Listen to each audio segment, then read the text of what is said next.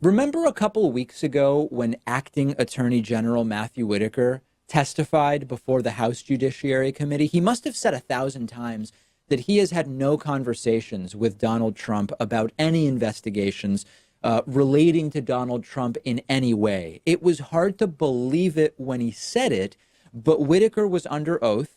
He was repeating the exact same claim. Here's just one example of where Whitaker denied having such conversations with Trump. You communicated anything you learned in that briefing about the investigation to President Trump, yes or no? Mr. Chairman, as I've said earlier today in my opening remarks, I do not intend today to talk about my private conversations with the President of the United States. But to answer your question, I have not talked to the President of the United States about the special counsel's investigation. This is one of dozens of examples. I've not talked to Trump about this investigation. I've not talked to Trump about any investigations relating to him.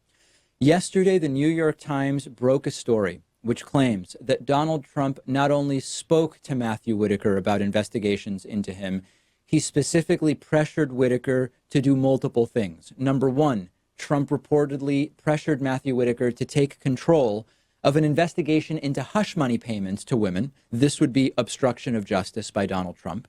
Whitaker reportedly went to colleagues and made the vague assertion that the Southern District of New York needs, quote, adult supervision. SDNY, of course, was the investigator in that case.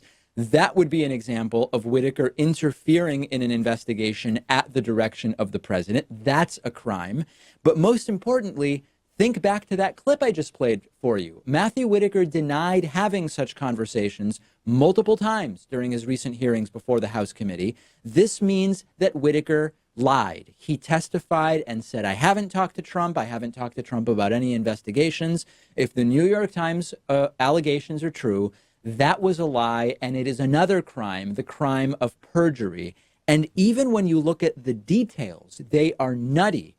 During a call about this investigation, which Whitaker, remember, denied took place, but now we believe actually did happen, Donald Trump asked Whitaker to put a man named Jeffrey Berman in charge of that investigation into Trump. Berman happens to be a Trump ally in the SDNY, and as a result, Berman recused himself from the investigation because he's tied to Trump, like Jeff Sessions. He shouldn't be involved in these investigations. Didn't matter. Trump specifically requested to Matthew Whitaker that he put Berman in charge. Everyone on the Trump side is just denying this. They're denying everything. But the answers here are very, very plain and simple. Whitaker publicly said before becoming acting attorney general, he's hostile to the Mueller probe. He believes the Mueller probe is an overreach. He has specific ideas in his head about how he would interfere with the Mueller probe. He said all of that before he became attorney general. Trump then appoints him to be attorney general. Every normal person says it's obvious why he's doing it. He's doing it so that Whitaker will get involved and interfere. Whitaker comes in and does exactly the stuff that he publicly said he would like to do. And now we're supposed to believe the Trump team's denials, despite the fact that it seems every single person involved in this fiasco is lying.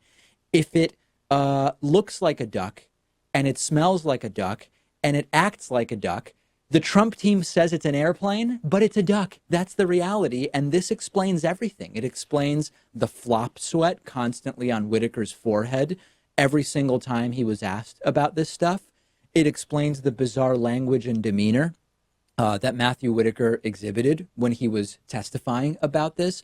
This is as bad as the worst scenario that we could have imagined. And the most disturbing part of this that I just am increasingly disgusted with is that there may be no consequences. There may not be consequences to any of this. So all we can do is make sure that we remove this man from office in 2020 and not a day later.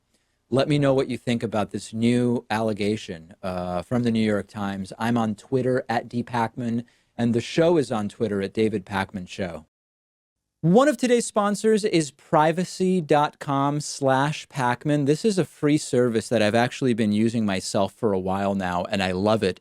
You just take a few seconds to link your debit card or bank account to privacy.com's mobile app or browser extension for Firefox and Chrome.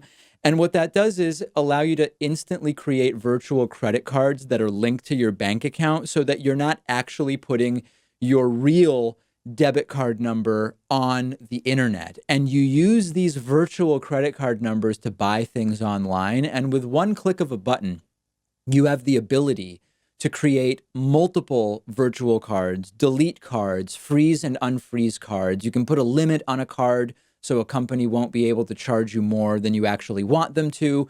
And it protects you from being hacked. It protects you from companies being hacked, which we've been talking about for a while on the program.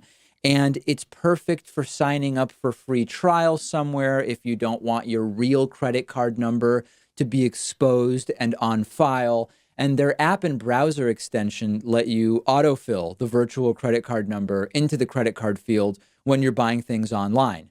There are a ton of different advantages to shopping and paying bills with a system like this. Everything is totally secure and encrypted. And in some situations, you can earn 5% cash back on your purchases. It's all completely free. All you have to do is click the link under this video to get started. And for a limited time, everybody in our audience who signs up gets $5 towards your first purchase when you sign up using that link below.